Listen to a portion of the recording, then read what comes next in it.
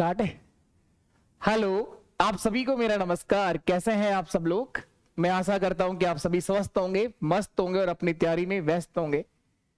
तो आप सबका बहुत बहुत स्वागत और अभिनंदन। आज के हमारे सेशन में ज्योमेट्री सीख रहे हैं हम लोग। इससे पहले ये सेशन शुरू करें, आप सब एक बार अपने सभी दोस्तों तक आज के सेशन को शेयर जरूर कर दें। हम लोग ज्योमेट्री के अंदर आज नया पढ़ने वाले हैं। डाउट ग्रुप के नंबर मैंने आपको दे रखे हैं, इस नंबर पर आप व्हाट्सएप करेंगे अपनी तीनों डिटेल, तो आपको डाउट ग्रुप में ऐड भी कर दिया जाएगा। 1 मिनट के लिए मैं बता दूं आपको, आप सबका ही परिवार हमारे साथ आप लोग अभ्यास मैथ्स एप्लीकेशन पर भी जुड़ सकते हैं।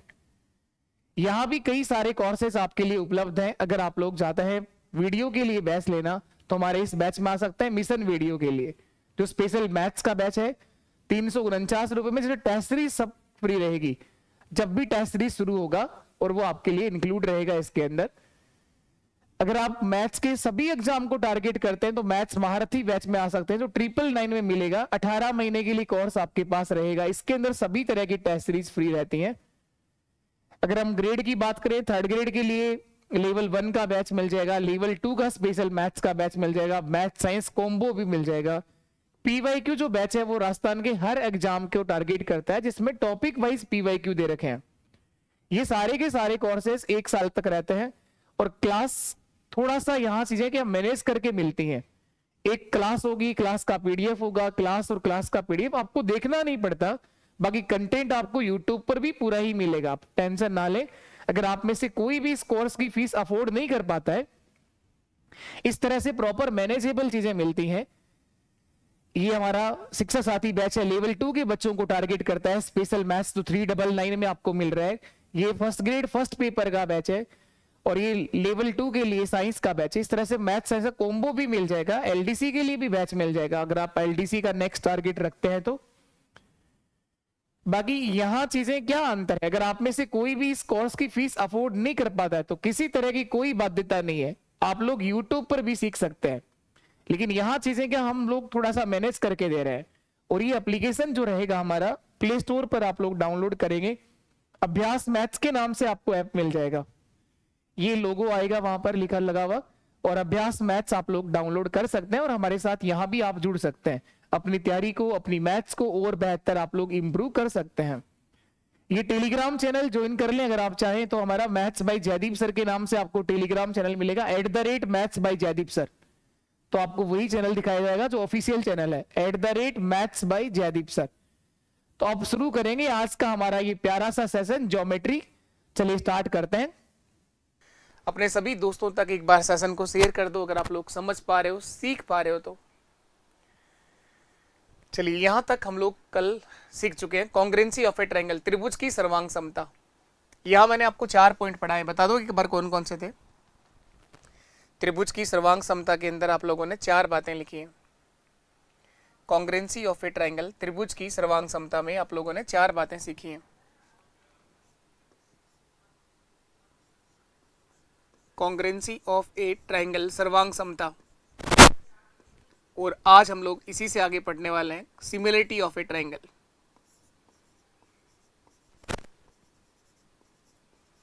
ये आपने सीखा कॉन्ग्रुएंसी ऑफ ए ट्रायंगल, त्रिभुज की सर्वांग समता। इसमें 4 पॉइंट कौन कौन से सिखाया आपको बता दो एक बार के लिए। पहला लिखाया एस एस एस, 2 त्रिभुज जिनकी तीनों संगत भुजाएं, 2 त्रिभुज जिनकी तीनों संगत भुजाएं समान हो तो दोनों त्रिभुज कैसे होंगे, सर्वांग सम त्रिभुज होंगे। ये सिंबल है सर्वांग समता का, वो दोनों त्रिभुज सर्वांग सम होंगे सर। उसके बाद आप लोगों ने क्या पढ़ा, नंबर 2 SAS, भुजा कोण भुजा। 2 त्रिभुज जिनकी कोई भी 2 संगत भुजाएं बराबर हों, वह उनका आंतरिक कोण, बीच वाला कोण, इंक्लूडेड एंगल भी बराबर हो तो दोनों त्रिभुज क्या होते हैं, सर्वांग सम होते हैं। कोण बीच वाला, एंगल बीच का होना चाहिए तो दोनों त्रिभुज सर्वांग सम होंगे। तीसरा क्या था, इसके लिए आप लोग AAS भी लिख सकते हैं। इसके 2-3 नाम आप किसी भी धर पर लिख सकते हैं। ASA भी लिख सकते हैं या फिर SAA भी लिख सकते हैं। कोण कोण भुजा, कोण भुजा कोण या भुजा कोण और कोण, इसके सारे नाम सही है क्योंकि यहां पर भुजा बीच का होना जरूरी नहीं है। दो त्रिभुज जिनके कोई भी दो संगत कोण बराबर हो, कोई भी एक संगत भुजा बराबर हो, दोनों त्रिभुज सर्वांग सम होते हैं। यहां तक हम लोगों ने सीखा। इसके बाद नंबर 4 पॉइंट एक और सीखा सर्वांग समता के लिए, RHS, RHS, RH और S। RHS का क्या मतलब है सर? RHS से क्या मतलब है? RHS क्या है? R का मतलब है राइट एंगल। दो समकोण त्रिभुज जिनका हाइपोटेनस बराबर हो, जिनका कर्ण बराबर हो और कोई भी एक संगत भुजा साइड बराबर हो, तो दोनों त्रिभुज सर्वांग सम होंगे। ये RHS है। R का मतलब राइट एंगल, H का मतलब हाइपोटेनस, S का मतलब साइड, समकोण कर्ण भुजा। ये सर्वांग समता के अंदर चार बातें आप लोगों ने सीखी। अब आप लोग लिखिएगा समरूपता, सिमिलरिटी ऑफ ए ट्राइंगल, त्रिभुज की समरूपता, त्रिभुज की समरूपता, सिमिलरिटी ऑफ ट्राइंगल आप लोग पढ़ेंगे, त्रिभुज की समरूपता को सीखेंगे। समरूपता में लिखिएगा आप लोग, ये आपने कॉन्ग्रुएंसी पढ़ी है और अब हम लोग सिमिलरिटी सीखेंगे, त्रिभुज की समरूपता पढ़ेंगे। त्रिभुज की समरूपता,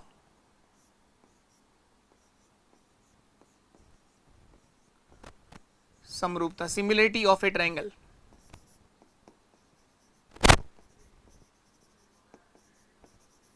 similarity of A triangle.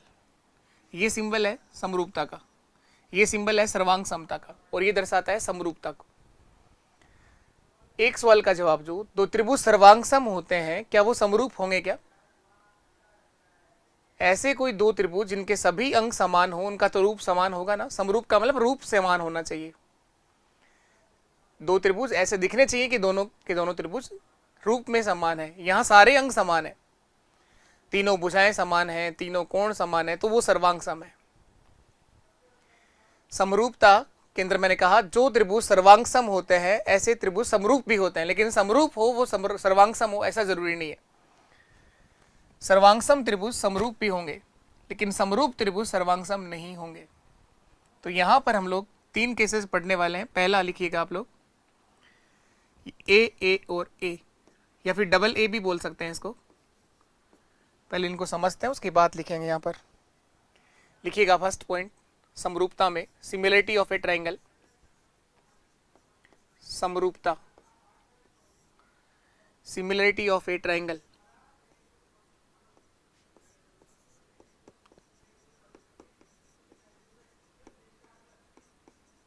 Similarity of A triangle, त्रिभुज की समरूपता। ये आपने सिंबल बताया समरूपता का। और पहला पॉइंट आपको लिखना है, डबल ए लिख दो या फिर ए और ए लिख दो। कोण, कोण और कोण, दो त्रिभुज, दो त्रिभुज जिनके तीनों संगत कोण बराबर हों तो ऐसे दोनों त्रिभुज समरूप त्रिभुज होंगे। दो त्रिभुज जिनके तीनों संगत कोण बराबर हों तो ऐसे दोनों त्रिभुज समरूप त्रिभुज होंगे। तीनों संगत कोण, दो त्रिभुज, क्या लिखा आप लोगों ने? दो त्रिभुज जिनके तीनों संगत कोण बराबर हैं।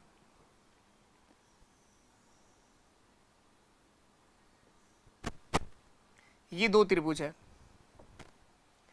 ये दोनों त्रिभुज समरूप है, इनका रूप समान है।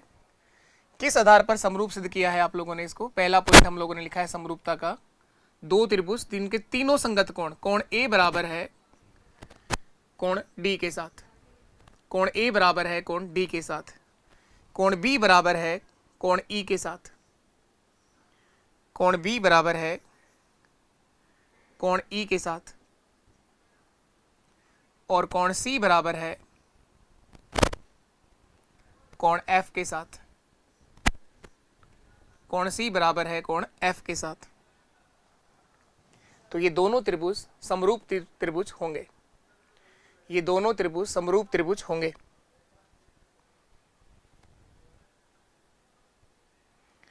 ये दोनों के दोनों त्रिभुज कैसे होंगे? समरूप होंगे सर। पहली बात ये ध्यान रखिएगा, त्रिभुज ABC समरूप होगा त्रिभुज DEF के साथ। एक बात और समझेंगे आज हम लोग, कि इनकी सर्वांग समता या इनकी समरूपता को दर्शाते कैसे हैं, लिखना भी आपको आना चाहिए। यहां पर आप कहेंगे कि त्रिभुज ABC समरूप है। पहले बताओ क्यों समरूप है। कोण A बराबर है कोण D के साथ, कोण B बराबर है कोण E के साथ, और कोण C बराबर है कोण F के साथ। दो त्रिभुज जिनके तीनों संगत कोण बराबर हों तो दोनों त्रिभुज समरूप होंगे। तो इसे किस तरह से लिखोगे, त्रिभुज ABC, त्रिभुज ABC समरूप होगा त्रिभुज DEF के साथ। देखो सर्वांग समता या समरूपता को लिखना भी आपको आना चाहिए, लिखना बहुत जरूरी है कि किस आधार पर आपने ये समरूप बताया। तो आपको ध्यान रखना है कोण A किसके संगत बराबर है, D के। तो जहां यहां पर A आएगा वहां पर यहां D होना चाहिए।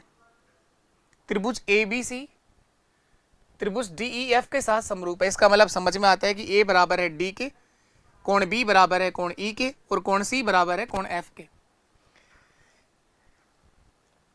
ऐसा नहीं है कि अपनी मर्जी से आपने नाम लिख दिया, ये लिख दिया त्रिभुज ABC समरूप है त्रिभुज EDF के साथ। ऐसा लिख सकते हैं क्या, बताओ? सर ये नहीं लिख सकते। A किसके संगत बराबर बताया, E के संगत थोड़ी ना बराबर है। A का संगत कोण कौन सा, क्रॉसपॉन्डिंग एंगल, A D के बराबर है। तो यहां जब A लिखा हुआ है तो इधर क्या आना चाहिए, D आना चाहिए। तो इसका मतलब लिखना भी आपको आना चाहिए सर्वांग समता या समरूपता को दर्शाते कैसे हैं, कौन सी भुजा किसके बराबर है, कौन सा कोण किसके बराबर है, ये चीज आपको समझ में आनी चाहिए। पहला पॉइंट ये, दो त्रिभुज जिनके तीनों संगत कोण बराबर हो तो दोनों त्रिभुज समरूप होंगे। दूसरी बात ये, तीसरी बात इसके अंदर ध्यान रखनी है, यदि दो त्रिभुज समरूप हैं, यदि दो त्रिभुज समरूप हैं तो उनकी तीनों संगत भुजाएं समान अनुपात में होती हैं। यदि दो त्रिभुज समरूप हैं तो उनकी तीनों संगत भुजाएं समान अनुपात में होती हैं, बराबर नहीं होती है, रेशियो बराबर होता है। तीनों संगत भुजाएं, AB किसके संगत है, AB के संगत भुजा DE है सर, AB अपॉन DE बराबर BC अपॉन EF बराबर AC upon DF, AC upon DF। दो त्रिभुज यदि समरूप हैं तो उनकी तीनों संगत भुजाएं समान अनुपात में होती हैं। तो ये तीन बातें यहां ध्यान रखने की हैं। समरूपता का पहला पॉइंट आप लोगों ने सीखा है, डबल A बोल दो या फिर A और A लिख दो, कोण कोण और कोण। दो त्रिभुज जिनके तीनों संगत कोण बराबर हों तो दोनों त्रिभुज समरूप त्रिभुज कहलाते हैं। और यदि दो त्रिभुज समरूप हैं तो उनकी तीनों संगत भुजाएं समान अनुपात में बराबर नहीं होती हैं, रेशियो सेम होता है। चलिए इसके बाद नेक्स्ट लिखिए आप लोग,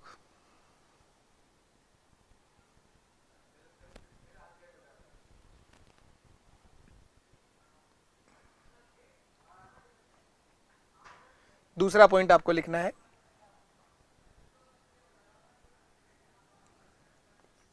समरूपता के अंदर दूसरा पॉइंट है S S और S, भुजा भुजा और भुजा,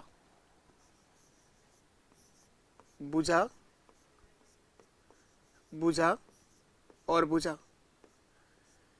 इस प्रॉपर्टी से हम दो त्रिभुजों को सर्वांग सम भी सिद्ध करते हैं और इस प्रॉपर्टी से हम लोग दो त्रिभुज को समरूप भी सिद्ध करते हैं। दोनों में सिर्फ क्या डिफरेंस है, सर्वांग समता में दो ऐसे त्रिभुज जिनकी तीनों संगत भुजाएं बराबर हो तो सर्वांग सम होते हैं, यहां बराबर नहीं है, यहां रेशियो समान होना चाहिए, अनुपात बराबर होना चाहिए। एक लाइन लिख दो चाहो तो आप लोग, दो त्रिभुज जिनकी तीनों संगत भुजाएं समान अनुपात में है, दो त्रिभुज जिनकी तीनों संगत भुजाएं समान अनुपात में है, दो त्रिभुज जिनकी तीनों संगत भुजाएं समान अनुपात में है तो दोनों त्रिभुज समरूप त्रिभुज होंगे। त्रिभुज ABC समरूप होगा त्रिभुज DEF के साथ। यहां पर भुजाओं का बराबर होना जरूरी नहीं है, रेशियो बराबर होना चाहिए। कैसे सर, यहां पहली बात आप कहोगे, दो त्रिभुज जिनकी तीनों संगत भुजाएं AB अपॉन DE बराबर है BC अपॉन EF बराबर है AC अपॉन DF। AB किसके संगत है? DE के। AB किसके संगत है? DE के। BC किसके संगत है? EF के। और AC DF के। दो त्रिभुज जिनकी तीनों संगत भुजाएं सेम रेशियो में आए, समान अनुपात में आए। अनुपात समान होना और बराबर होना दोनों बातें अलग अलग हैं। ऐसा हो सकता है ये 3 हो, ये 6 हो, इन दोनों का रेशियो क्या बना? 1:2।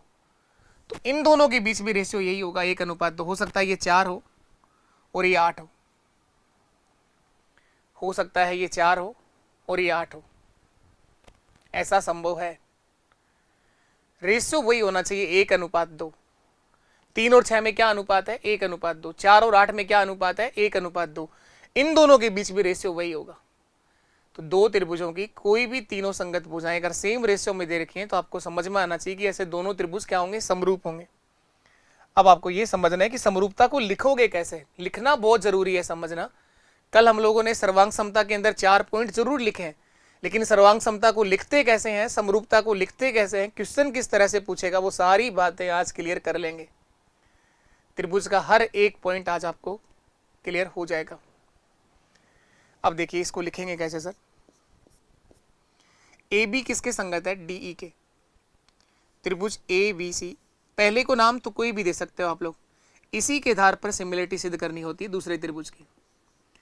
यहां पर AB आया है तो AB और DE, तो यहां DE आएगा और लास्ट क्या बच गया? F।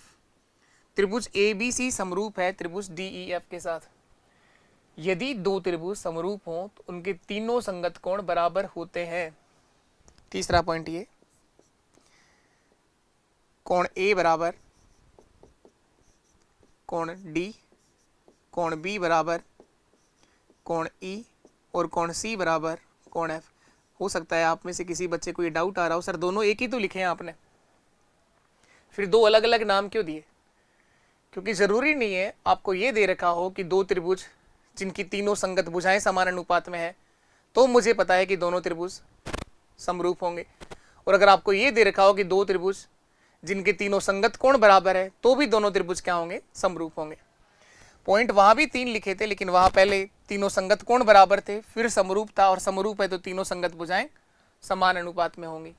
यहाँ पर तीनों संगत भुजाएं समान अनुपात में है तो दोनों त्रिभुज समरूप हैं, और समरूप हैं तो तीनों संगत कोण कैसे हैं? बराबर हैं। ये दूसरा पॉइंट है। लास्ट आखिरी और अंतिम पॉइंट अब सीखिएगा आप लोग। तीसरा SAS, तीसरा है SAS। एक बात मैं क्या सिखाने की कोशिश कर रहा हूं, आप लोग ध्यान देना। SAS हम लोगों ने सर्वांग समता में पढ़ा है, लेकिन सर्वांग समताओं में भुजा का बराबर होना जरूरी होता है और समरूपता में भुजाओं का समान अनुपात में होना जरूरी है। बस इतना ध्यान रखो। भुजा कोण भुजा, इसके अंदर एक लाइन लिख दो चाहो तो आप लोग। दो त्रिभुज जिनकी तीनों कोई भी दो संगत भुजा, दो त्रिभुज जिनकी कोई भी दो संगत भुजा, दो त्रिभुज जिनकी कोई भी दो संगत भुजा, दो त्रिभुज जिनकी कोई भी दो संगत भुजा समान अनुपात में हो, दो त्रिभुज जिनकी कोई भी दो संगत भुजा समान अनुपात में हो, वह उनके बीच का कोण, आंतरिक कोण, कोण देखना बीच वाला होना चाहिए। कोण कौन सा होना चाहिए? इसीलिए मैंने बीच में लिखा है। वह उनके बीच का कोण बराबर हो तो दोनों त्रिभुज समरूप त्रिभुज होंगे। दो त्रिभुज जिनकी कोई भी दो संगत भुजाएं समान अनुपात में हो, वह उनके बीच का कोण बराबर हो तो ऐसे दोनों त्रिभुज समरूप त्रिभुज होंगे। मैं ये सिखाने की कोशिश कर रहा हूं कि यहां भुजाओं का बराबर होना जरूरी नहीं है। AB अपॉन DE बराबर BC upon EF, BC upon EF। AB और DE का रेशियो वही होगा जो BC और EF का रेशियो है। तो ये दोनों संगत भुजाएं इन दोनों संगत भुजाओं के साथ समान अनुपात में है। तो कौन सा कोण बराबर होना चाहिए सर? कोण बी बराबर होना चाहिए कोण ई के साथ। तो ये दोनों त्रिभुज कैसे होंगे? समरूप होंगे। कोण बी बराबर होना चाहिए कोण ई के साथ। तो त्रिभुज ए बी सी त्रिभुज समरूप होगा त्रिभुज डी ई एफ के साथ, डी ई एफ के साथ। तो ये 3 पॉइंट आप लोगों ने समरूपता में सीखे हैं। पहला क्या है? डबल ए या ए और ए, कोण कोण और कोण। दूसरा क्या है? S S S. और लास्ट क्या है? S A S. ये 3 बातें आप लोगों को समरूपता में ध्यान रखनी है। अब इस बेस पर क्वेश्चन किस तरह से पूछेगा वो बताओ ना सर। अब वो समझ लोगे, उसके बाद कहीं कोई दिक्कत नहीं आएगी। आगे आने वाले 10 साल तक भी त्रिभुज का कोई सवाल गलत नहीं होगा। अगर आपको ध्यान से समझ के लिखना सीखोगे तो कोई गलती नहीं होगी। चलिए, तो अब हम लोग सीखने चलते हैं। इसके ऊपर क्वेश्चंस पहले देखेंगे।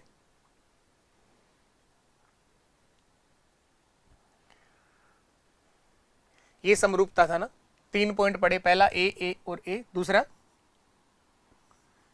एस एस और एस, और तीसरा पॉइंट क्या लिखा? S A S. ये समरूपता के अंदर 3 केसेस हैं।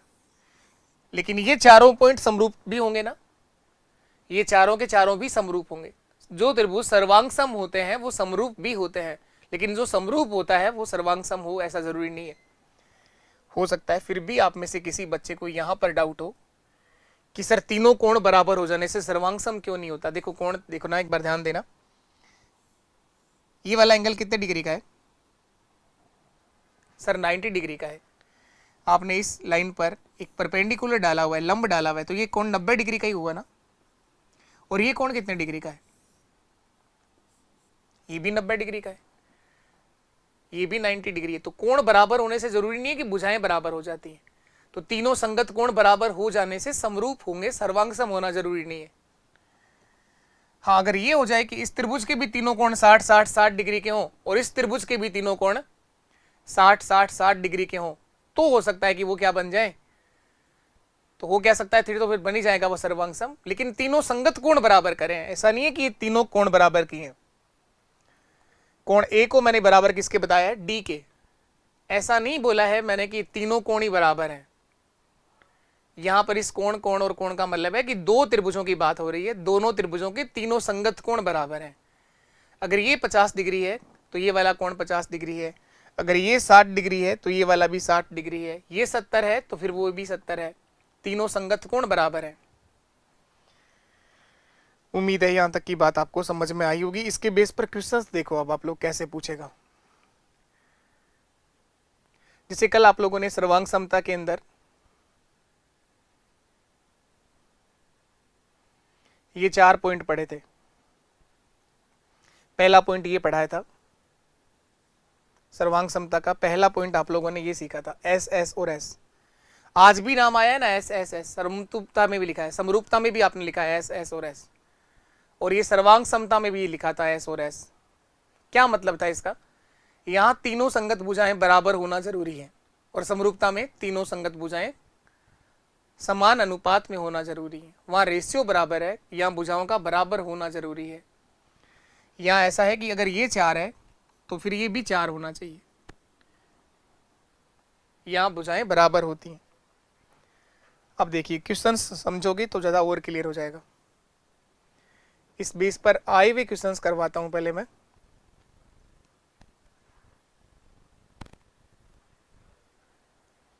सर्वांग समता का क्वेश्चन देखो, रीड 26/9/2021 के पेपर का सवाल है। दिया गया है कि त्रिभुज एबीसी सर्वांग सम है त्रिभुज एफ डी ई के साथ। ये त्रिभुज है,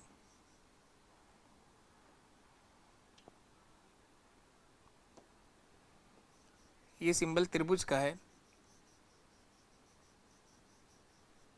यहां लिखा है त्रिभुज ए बी सी सर्वांग सम। ये सर्वांग समता का साइन है। ए बी सी और त्रिभुज एफ डी ई ये पहले से ही गिवन है कि दोनों त्रिभुज कैसे हैं? सर्वांग सम त्रिभुज हैं सर। ये दोनों त्रिभुज कैसे हैं? सर्वांगसम त्रिभुज है, ये आपको पहले से ही गिवन है, ये पहले ही दे रखा है कि ये दो त्रिभुज हैं और दोनों के दोनों त्रिभुज कैसे हैं? सर्वांगसम है।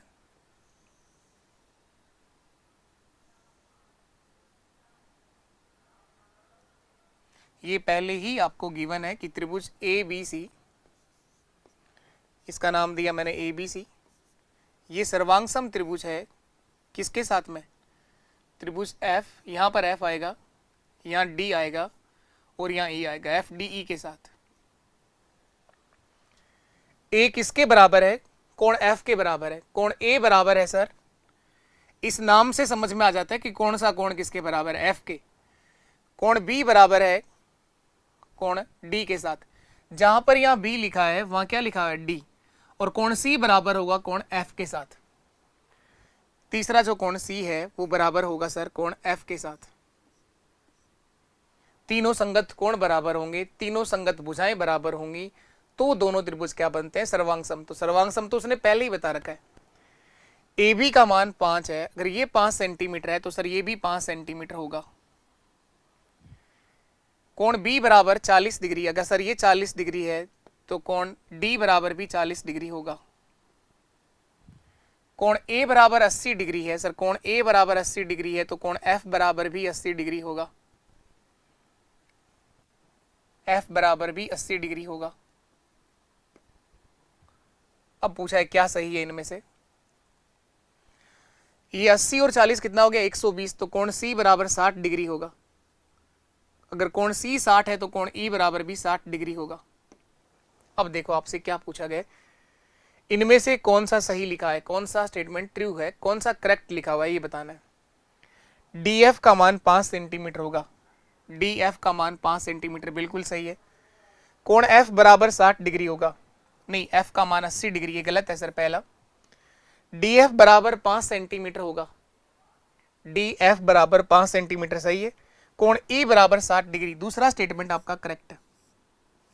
नंबर 2 सही है।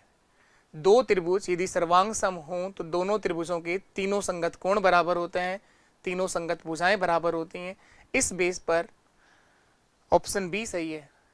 सी क्यों गलत है सर? डीई का मान 5 सेंटीमीटर होगा, नहीं। बीसी और डीई बराबर तो होंगी लेकिन कितना मान होगा ये नहीं बता रखा, ये नहीं पता, इसलिए गलत। ऑप्शन डी कह रहा है डीएफ का मान 5 सेंटीमीटर होगा, तो ये सही है। और कोण डी का मान 60 डिग्री होगा, डी 60 नहीं होगा, डी 40 डिग्री होगा। उम्मीद है आपको ये बात समझ में आई है। त्रिभुज एबीसी को सर्वांगसम बताया गया था किस त्रिभुज के साथ? एफ डी ई के साथ। इसका मतलब आपको समझना होगा कि कौन सा कोण किसके बराबर है। कोण ए बराबर है किसके संगत है? कोण एफ के। तो ये यहां से समझ में आ जाता है कि एंगल ए बराबर है सर एंगल एफ के, एंगल बी बराबर है सर एंगल डी के साथ, एंगल बी बराबर होगा एंगल डी के साथ, और कोण सी बराबर होगा कोण ई के साथ। ये इसके नाम से समझना है बस, आपको अपने आप से बराबर नहीं करने हैं। ये तीनों संगत कोण इन तीनों संगत कोणों के बराबर हैं। भुजा कौन सी बराबर है सर? अगर यहाँ ए बी लिखा है तो इधर देखो क्या लिखा है, एफ डी या डी एफ, कुछ भी लिख सकते हो। ए बी बराबर है एफ डी या डी एफ के साथ। इधर बी सी आ रहा है तो इधर कौन है? डी ई। भुजा बी सी बराबर है भुजा डी ई के साथ। इधर देखेंगे ए सी भुजा जो है वो बराबर होगी ई एफ या एफ ई के साथ। आगे पीछे तो लिख सकते हो लेकिन नाम इसी तरह से आएगा।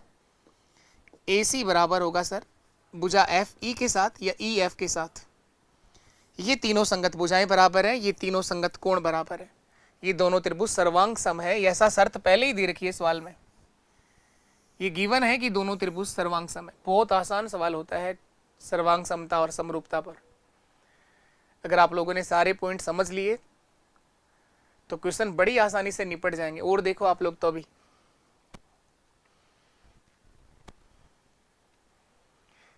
एलडीसी का जो पेपर होता है उसमें भी मैथ्स बढ़िया लेवल की आती है।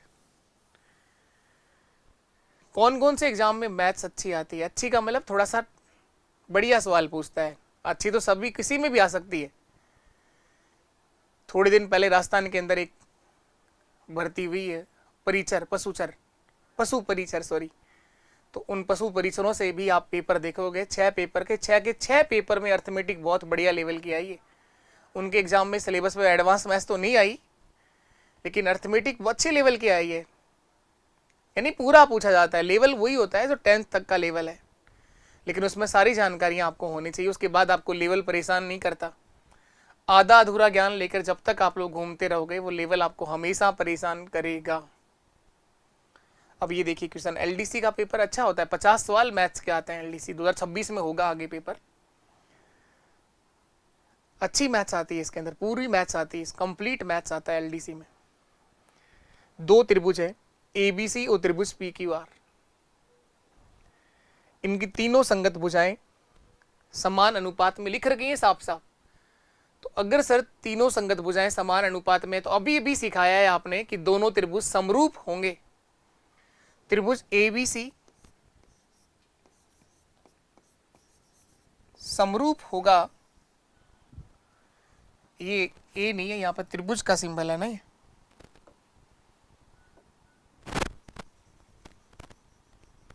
ये त्रिभुज पी क्यू आर लिखा है। त्रिभुज एबीसी तथा त्रिभुज पी क्यू आर में A B upon Q R, A B upon Q R, B C upon P R, C A upon P Q, ये तीनों संगत भुजाएं समान अनुपात में है। तो इनमें से कौन सा स्टेटमेंट सही होगा ये पूछा गया। तो पहले का नाम आप कुछ भी लिख सकते हो, A B C, B A C, C A B, कुछ भी लिख सकते हो, जो तुम्हारा मन करे ना वो लिख सकते हो। लेकिन अगर इधर ए बी लिखा है तो ए बी की संगत कौन सी भुजा है? ए बी की संगत सर क्यू आर है, तो इधर क्यू आर आएगा। तीसरी भुजा देखो, बी सी की संगत कौन सी भुजा है? पी आर है, पी आर है, तो यहां पी आएगा, यहां पी आएगा। सी ए के संगत कौन है? पी क्यू, सी ए के संगत कौन है? तो जहां सी और ए आया है वहां पी और क्यू होना चाहिए, है ऐसा? है सर ऐसा। जहां सी और ए लिखा है वहां पी और क्यू होना चाहिए, जहां बी और सी लिखा है वहां आर पी या पी आर होना चाहिए। ऐसा सही लिखा हुआ है, इसका मतलब कहीं कोई दिक्कत नहीं है। ये दोनों त्रिभुज समरूप है, ऐसा आप देखो। अब ऑप्शन उठाना है आपको, इनमें से कौन सा सही है ये बताना है। त्रिभुज पी क्यू आर समरूप होगा सी ए बी के। देखो पी क्यू भुजा किसके संगत बता रखी है? पी क्यू सी ए के, तो जहां पी क्यू आया है वहां सी ए होना चाहिए, सही है। यहां पर जहां पी क्यू दिख रहा है वहां यहां सी ए होना चाहिए, दिख रहा है आपको साफ साफ। Q R, Q R A B के संगत है, जहां क्यू आर आया है वहां ए बी होना चाहिए, लिखा हुआ है क्यू आर की जगह ए बी, और पी आर की जगह, पी आर की जगह बी और सी होना चाहिए। बिल्कुल सही है, पहला स्टेटमेंट आपका सही है सर। ये दोनों त्रिभुज समरूप है, ये दोनों त्रिभुज समरूप है। देख मैंने कहा इस पहले का नाम आप जो चाहो ना वो लिख सकते हो, लेकिन इसके आधार पर दूसरा आएगा। पहला करेक्ट है, दूसरा क्यों गलत है बताओ? दूसरे में बताया गया है कि भुजा पी क्यू, पहले तो इसको त्रिभुज लिखो सही से। दूसरा कह रहा है त्रिभुज पी क्यू आर समरूप है त्रिभुज ए बी सी के साथ। तो पी क्यू किसके संगत अनुपात है? A B. तो जहां पर पी क्यू लिखा है वहां ए सी होना चाहिए था या सी ए होना चाहिए था? ए सी या फिर सी ए होना चाहिए था। इसका मतलब सर ये गलत है स्टेटमेंट। यहां पर देखो, यहां सी बी लिखा हुआ है, तो सी बी ये रहा, तो जहां सी बी आया वहां पी आर होना चाहिए था, ये तो पी क्यू लिखा है, इसका मतलब गलत है ये। त्रिभुज बी सी ए, तो जहां पर बी सी आया है, बी सी के संगत कौन सी भुजा है? पी आर, तो यहाँ पी आर होना चाहिए था, जबकि यहाँ पर पी क्यू लिखा है, इसका मतलब गलत। सब गलत है, एक सही है। समरूपता लिखनी आनी चाहिए। सर समझ में ही नहीं आया क्या कह रहे हो, कौन किसके संगत है? मैं नहीं कह रहा हूँ, सवाल कहेगा ये आपको। ये कह रहा है कि दो त्रिभुज हैं ए बी सी और त्रिभुज पी क्यू आर। इन दोनों त्रिभुजों में बताया गया है कि ये तीनों संगत भुजाएं समान अनुपात में, ये वाली तीनों संगत भुजाएं। तो इसकी समरूपता को इसी के आधार पर लिखना होता है, इसकी समरूपता को इसी के आधार पर लिखना होता है। पहले का नाम आप कुछ भी लिख दो अपनी मर्जी से, जो तुम्हारा मन करे ना। पहले मेरा मन ये कर रहा था ए बी सी लिखने को, अब मेरा मन कर रहा है बी सी ए लिखने को, बी सी और ए लिखने को। तो कोई भी मन हो सकता है आपका करने का। ये समरूप सिद्ध करूंगा मैं, इस आधार पर लिखूंगा मैं। तो जहां पर बी सी मैंने यहां लिखा है वहां आपको सर पी आर लिखना पड़ेगा। तो BC की जगह PR लिखना पड़ेगा सर, PR लिख दो। A बच गया और यहां कौन बच गया? PRQ बच गया। अब देख लो आप लोग, इस आधार पर अगर ये सारी बातें सही हैं तो इसका मतलब सही है, नहीं तो गलत है। BC किसके संगत बोला था? PR के। सर बिल्कुल ठीक है, जहां BC है वहां PR होना चाहिए। जहां पर AC लिखा हुआ है या CA लिखा हुआ है वहां पर RQ है, तो बताओ CA जो है, CA गलत कर दिया क्या? BC की जगह PR आ गया, BC की जगह PR आ गया, सही है। CA या AC की जगह PQ होना चाहिए था।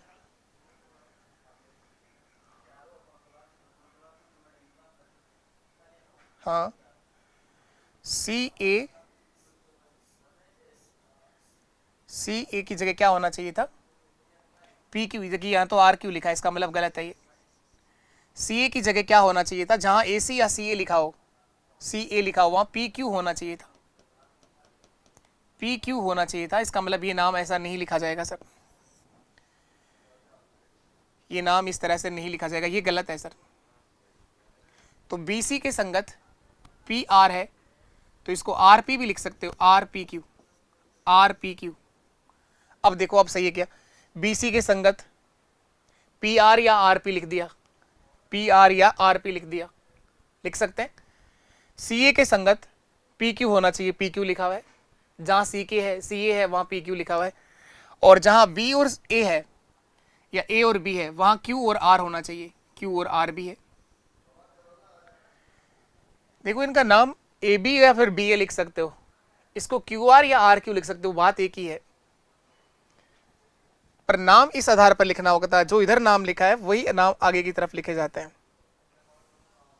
ये नाम लिखना समझिए आप लोग, किस तरह से आप लोग नाम लिखते हो। AB और QR का रेशियो वही होगा जो BC और PR का है, और वही रेशियो होगा CA और PQ का। तो ये सही है, ये भी सही है।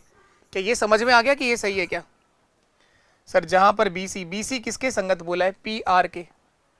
तो RP या PR कोई दिक्कत नहीं है, एक ही भुजा है। जैसे ये देखो आप, त्रिभुज है ABC, इस वाली साइड का क्या नाम है? इस भुजा को AB भी कह सकते हैं और BA भी कह सकते हैं। क्या पाप हो गया? मैं कहूं A से B तक जाना है तो यही तो जाओगे आप, मैं कहूं B से A तक आना है तो यही तो आओगे आप, कहां जाओगे? और AB और BA दोनों एक ही बातें हैं, AB और BA दोनों एक ही बातें हैं। ठीक इसी तरह से BC और CB दोनों एक ही बातें हैं। उम्मीद है ये बात आपको समझ में आ रही होगी। देखो ABC लिख दिया, BCA लिख दिया। अब मैं सर CAB लिखूंगा, CAB लिखूंगा, ये भी लिख सकते हो आप, क्या फर्क पड़ता है? CAB लिख दो। इस पहले का नाम जो आपका मन करे ना, अपनी मर्जी से कुछ भी लिख सकते हो। ये मैं समरूप सिद्ध करूंगा दूसरे त्रिभुज के साथ। तो जहां पर यहाँ CA लिखा है ना, वहां यहाँ PQ आएगा। CA किसके संगत है? PQ के। तो त्रिभुज PQR, PQR चेक कर लो क्या सही लिखा है क्या? CA की जगह PQ लिखा है सर मैंने, CA जो है वो PQ के संगत है, सही है। AB जो है वो QR के संगत है, AB जो है वो QR के संगत है, सही है। और देखो CB या BC जो है, CB या BC जो है वो PR के संगत है, PR के संगत है, बिल्कुल सही है, कोई गड़बड़ नहीं है। तो ऐसे लिख सकते हैं, इस तरह से लिख सकते हैं, इस तरह से लिख सकते हैं, ये तीनों तरीके सही है। इसमें से एक ऑप्शन में दे रखा है लास्ट वाला, तो ये समरूप है सर। तो लिखना समझिए किस तरह से सर्वांग समता और समरूपता को दर्शाया जाता है, वो आपको आना चाहिए। और देखो आप लोग,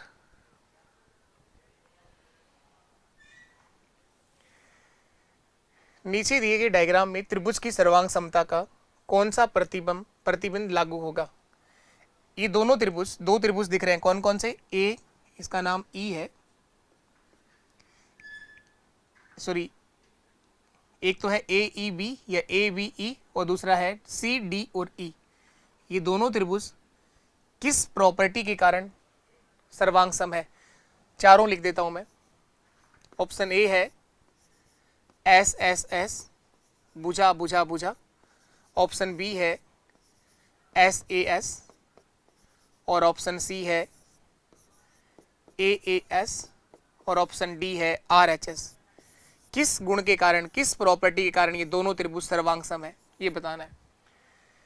इस दोनों दिए गए डायग्राम में त्रिभुजों की सर्वांग समता है, कॉन्ग्रेंट है वो, तो किस प्रतिबंध के कारण क्या प्रॉपर्टी लागू होगी यहां पर, किस कारण ये दोनों त्रिभुज सर्वांग सम है, ये बताना है आपको। देखो दो त्रिभुज कौन कौन से, तुम्हें त्रिभुज तो दिख रहे हैं, दो दिख रहे हैं सर, त्रिभुज A B और E, एक नंबर पे ही है, दूसरा त्रिभुज ये है। इन दोनों त्रिभुजों को सर्वांग सम सिद्ध करना है, ऐसा सवाल कह रहा है कि दोनों त्रिभुज सर्वांग सम है, तो किस कारण ये सर्वांग सम है वो नाम पूछ रहा है, उस प्रॉपर्टी का नाम बताना है। इसके ऑप्शन दिए हुए नहीं थे, मैंने इधर लिखे हैं, इनके ऑप्शन ये 4 हैं, इनमें से कौन सा सही है, किस बेस पर आप इन दोनों त्रिभुजों को सर्वांग सम सिद्ध कर सकते हो, ये पूछना चाहता है। रीट लेवल 2 2018 के पेपर का सवाल है, अच्छी ज्योमेट्री आती है मेंस के अंदर। त्रिभुज ABC सर्वांग सम है, त्रिभुज देखो एंगल कौन सा बराबर दे रखा है, इसमें जो कोण E है वही कोण इसमें E है, ये कोण कहलाते हैं शीर्षाभिमुख कोण, वर्टिकल अपोजिट एंगल। तो जहां E आया है वहां तो E आएगा सर, जहां यहां पर E लिखा है वहां पर E आएगा सर। ये कोण बराबर है दोनों के अंदर, कोण E बराबर है दोनों में, तो एक तो कोण E बराबर है, दूसरा कोण B बराबर है कोण C के साथ, दो कोण बराबर है सर, कोण B बराबर है कोण E के साथ, कोण C के साथ, सॉरी। इतना आते ही आपको समझ में आ गया, कोण कोण कोण कोण कोण और भुजा, दो त्रिभुज जिनकी कोई भी दो संगत कोण बराबर हो और कोई भी संगत भुजा बराबर हो, दोनों त्रिभुज सर्वांग सम होते हैं, ऐसा लिखाया था सर A और S। इस गुण के कारण ये दोनों त्रिभुज क्या है, सर्वांग सम है। एक भुजा बराबर है, दो कोण बराबर है, तीसरा कोण अपने आप ही बराबर हो गया, कोण A जो है वो अपने आप ही बराबर हो गया किसके सर, कोण D के साथ। तो जहां A आएगा वहां इधर D आएगा, और जहां B लिखा है वहां यहां C लिखा जाएगा, DCE। दोनों त्रिभुज सर्वांग सम है, किस गुण के कारण सर्वांग सम है, कोण कोण भुजा या कोण भुजा कोण, नाम तो इसका कोई भी हो सकता है, ASA भी बोल सकते हो इसको, SAA भी बोल सकते हो, भुजा कोण और कोण, तीनों नाम इसके ठीक है। इस गुण के कारण ये दोनों त्रिभुज क्या है, भुजा BE जो है वो बराबर है CE के साथ, तो दो कोण बराबर है और एक भुजा बराबर है, इस कारण दोनों त्रिभुज क्या है, सर्वांग सम। देखो सर्वांग समता में मैंने पढ़ाया है क्या, ऐसा सर्वांग समता में ऐसा लिखाया है क्या, कहाँ लिखा है सर, ऐसा तो लिखाया ही नहीं आपने, ये रहा, अगर आपको समझ में आया हो तो। AAS ASA SAA कोण कोण और भुजा, दो त्रिभुज जिनके कोई भी दो संगत कोण बराबर हो, वह कोई भी एक संगत भुजा कोई सी भी भुजा बराबर हो, तो दोनों त्रिभुज सर्वांग सम होते हैं। इस गुण के कारण, इस प्रॉपर्टी के कारण वो दोनों त्रिभुज क्या है, सर्वांग सम। तो नाम पूछ रहा था किस कारण वो सर्वांग सम है। चलो तो आगे आ जाओ वापस, और करते हैं क्वेश्चन अभी। चलिए इसके बाद देखिए नेक्स्ट क्वेश्चन आप लोग, अगला सवाल ये है, LDC 2018 के पेपर का सवाल है सर ये। इस दिए गए डायग्राम में कोण ADE बराबर है कोण B के, कोण ADE, AD और ये वाला एंगल कोण B के बराबर बता रखा है सर। AE बराबर 8 सेंटीमीटर है, A से E तक 8 सेंटीमीटर है, E से B तक 7 सेंटीमीटर है, BC बराबर 9 सेंटीमीटर है, ये 9 है, AD बराबर 10 है, यहां से यहां तक 10 है, और DC बराबर 2 है, ये 2 है, और DE की लंबाई पूछी है सर, DE की लंबाई, ये वाली साइड का मान बताना है। अब मुझे बताइए इसमें आपको कितने त्रिभुज नजर आ रहे हैं, यहां पर आपको कितने त्रिभुज नजर आ रहे हैं, रीजनिंग का सवाल है, बताओ इस आकृति में कितने त्रिभुज हैं, 1 2 या 3, 3 1 2, दो त्रिभुज हैं, एक छोटा और एक बड़ा। तो क्या ये दोनों त्रिभुज समरूप हैं क्या,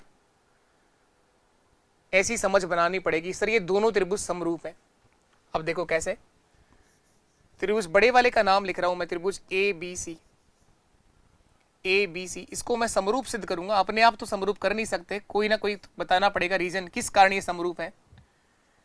छोटे वाला त्रिभुज ए जो कोण है वो दोनों त्रिभुजों में कॉमन है, बड़े वाले में भी और छोटे वाले में भी।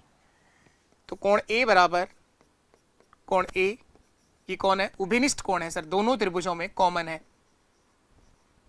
तो ए की जगह ए आएगा।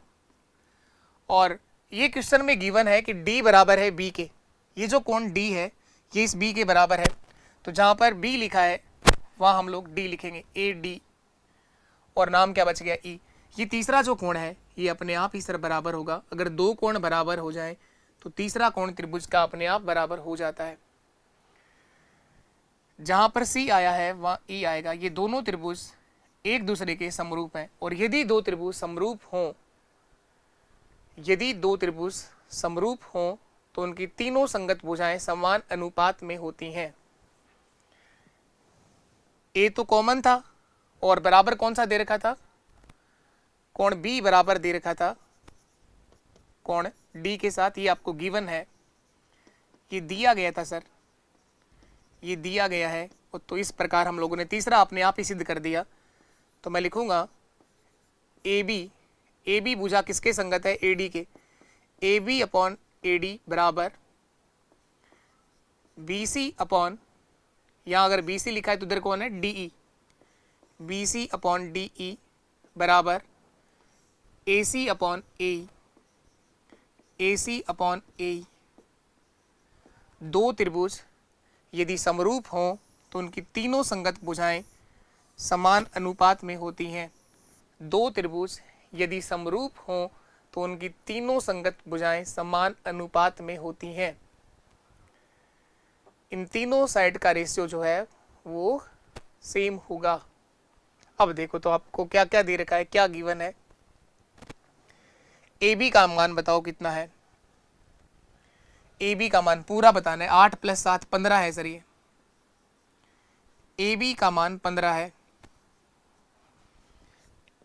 ए डी बताओ कितनी है, ए से डी तक 10 है सर, ए डी का मान 10 है, 15/10। आपको पूछा किसका मान है, डी ई का, ये ले लो, तो B C upon D, B C का मान 9 है सर, और हमसे पूछा गया है डी ई का मान, ये निकालना है। बस इन दोनों को सरल कर दो, जो आएगा वही आपका आंसर होगा। इन दो को सरल कर दो, तीसरे को लिखने की जरूरत ही नहीं है, चाहे इन दोनों को लिख लो चाहे इन दोनों को लिख लो, इसका मान आ जाएगा। क्रॉस मल्टीप्लाई कर दो सर, तिरछा गुणा या वज्र गुणा, डी ई गुणा 15 बराबर होगा 9 गुणा 10 90। 90 में 15 का भाग कितनी बार जाएगा, 6 बार, 15 × 6 = 90, तो डी ई का मान सर 6 आ जाएगा। डी ई बराबर 90/15, 15 × 6 = 90, तो इसका मान सर 6 आ जाएगा। ऑप्शन बी मेरा सही आंसर है, इसका मान सर 6 आ जाएगा। क्या ये आपको समझ में आया कि दोनों त्रिभुज समरूप के हैं सर? ये समझ ही नहीं आया समरूप कैसे हैं, धीरे धीरे चीजें समझ में आएंगी। अब यहाँ पर आपके पास दो रास्ते हमेशा होते हैं, या तो इनसे भाग जाओ या ये चीजें आप लोग वापस समझो। आपके क्लास रहेगी ना, ये क्लास आपके पास हमेशा रहेगी, रिकॉर्डेड फॉर्म में वापस देख लो आप लोग क्लास को। अगर एक बार में कोई सवाल समझ में नहीं आया हो तो उसको फिर से देख लेना, ये क्लास तो आपके पास ही रहनी है। लेकिन आप भागोगे तो नहीं सीख पाओगे। ये दोनों त्रिभुज मैंने समरूप सिद्ध कैसे किए, अपनी मर्जी से तो आप कर नहीं सकते, तो कोई रीजन होना चाहिए आपके पास समरूपता सिद्ध करने का। तो किस बेस पर आपने समरूप सिद्ध किया, एक बार वापस समझ लो आप लोग। त्रिभुज एबीसी बड़े वाला त्रिभुज छोटे वाले के साथ में आपने समरूप बताया है सर, किस आधार पर बताया वो समझ लो वापस। कोण डी बराबर कोण बी दिया गया था, एक तो गिवन है और एक जो कोण है वो कॉमन है। अगर दो कोण बराबर हो जाएं तो ए और ए, तीसरा कोण अपने आप ही बराबर हो जाता है। तो आप लोगों ने सबसे पहले समरूपता में आज ये पॉइंट पढ़ा है, कोण, कोण और कोण। दो त्रिभुज जिनके तीनों संगत कोण बराबर हों तो ऐसे दोनों त्रिभुज समरूप होते हैं। अगर समरूप हैं तो तीनों संगत भुजाएं समान अनुपात में होती हैं। अगर रेशियो समान है तो यहाँ पर डी का जो मान आएगा वो 6 सेंटीमीटर होगा, 6 सेंटीमीटर होगा, ये 6 होगा। चेक कर लो, चाहे रेशियो हर जगह सेम है, हर जगह रेशियो आपका सेम है। AD और AB का जो रेशियो है, AB और AD का कितना आएगा 15, AB का मान 15 और AD का मान 8, 15/8। AB और AD का रेशियो 15/10, सॉरी 8 नहीं 10, 15/10 का अनुपात क्या आया 5 3 15, 5 2 10, 3:2, 3:2। इन तीनों संगत भुजाओं के बीच अनुपात यही होगा 3:2, 3:2, 3:2। 9 और 6 के बीच में क्या रेशियो बनेगा, 9 और 6 के बीच ये रेशियो बनेगा सर 3:2, 3:2। चलिए और अभी तक पढ़ते हैं हम लोग, क्वेश्चंस और करेंगे, आप लोगों को और सिखाया जाएगा सवाल। ये देखो एक बहुत प्यारा सवाल, वीडियो मेंस के एग्जाम का सवाल है, 2022 के अंदर ये पेपर लगा है वीडियो मेंस का। यहां से आपसे पूछा गया x का मान क्या होगा। अब इस तरह के सवाल देख करके मैक्सिमम जनता का एक ही आंसर है, लेवल बहुत ज्यादा आया है। नमस्ते मैम, 5 मिनट। हाँ, x का मान आपसे पूछा गया है ना, x का मान हमसे पूछा गया है, ये वीडियो मेंस के पेपर का सवाल है।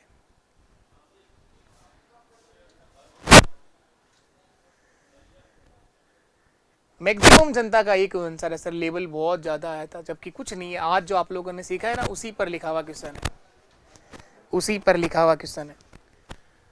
x का मान आपसे पूछ रहा है, देखो कितने ट्रायंगल नजर आ रहे हैं। सबसे पहले आप ये बताओ इसमें कितने त्रिभुज दिख रहे हैं आपको, 1 2 या 3? 2 त्रिभुज इसमें बन रहा है।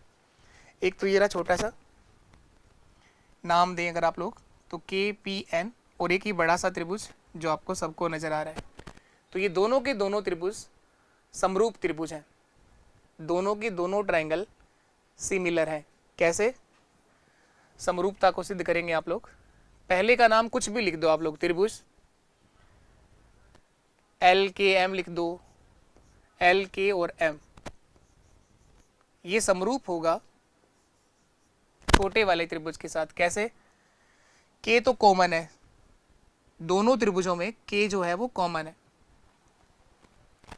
एंगल K कॉमन है। उभयनिष्ठ कोण है ये, तो जहां पर K आया है वहां यहां भी K आएगा। एक एंगल आपको पहले ही बता रखा है बराबर है, कौन सा?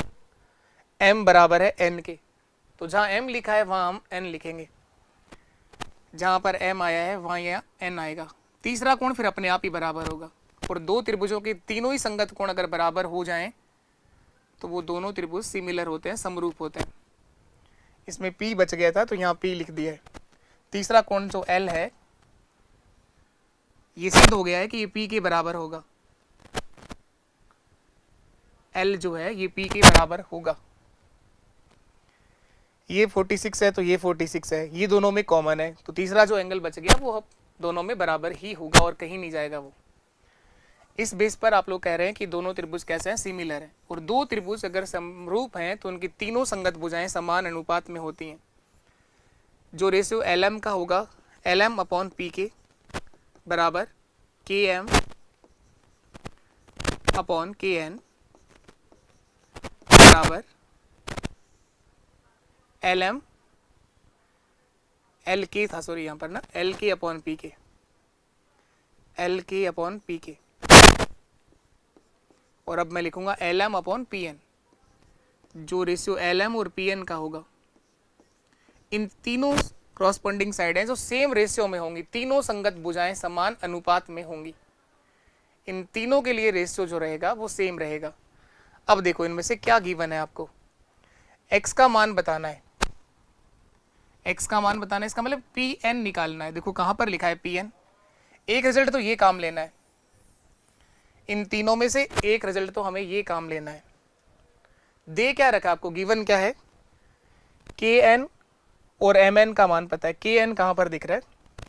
KN ये रहा, और KM, हाँ इन दोनों को काम लेना है बस। इन दोनों को बराबर कर दो, क्रॉस मल्टीप्लाई कर दो और के एम का मान बता दो।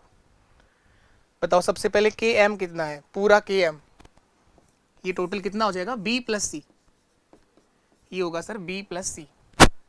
तो इस के एम की जगह मैं लिखूंगा बी प्लस सी। अब बताइए के एन कितना है, के से लेकर एन तक सी है, ये लिखा साफ साफ। के एन का मान गिवन है सी है, तो इस के एन की जगह सी लिख दो बराबर एल एम कितना है, एल से एम तक ए है, और पी एन कितना है, पी एन का मान पता करना है, जिसको x से लिखा हुआ है, इस x का मान ही आपको पता करना है। यहाँ x लिख दो, इसको क्रॉस मल्टीप्लाई कर दो और x का मान बता दो। तो क्रॉस मल्टीप्लाई करेंगे तो इधर गुणा होगा, x इंटू होगा b प्लस सी के साथ, और यहाँ पर आ जाएगा ए सी।